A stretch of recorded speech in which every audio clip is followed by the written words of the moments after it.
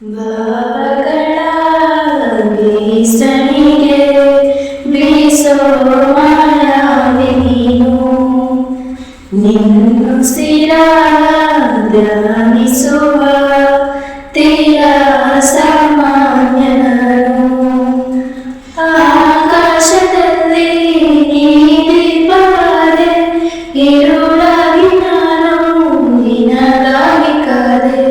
ಈ ಮೌನಕ್ಕೀಗ ಮಾಧುರ್ಯವಾದೆ, ಹೊರತಾಗಿ ನಿನ್ನ ಕಾಲಿಯಾದೆ. ಸಿಹಿ ಕಹಿ ಏನಾದರೂ ಪ್ರತಿ ಕ್ಷಣ ಜೊತೆಯಾಗಿರುವುದು ಇನ್ನೂ ಬೇಕಾಗಿದೆ.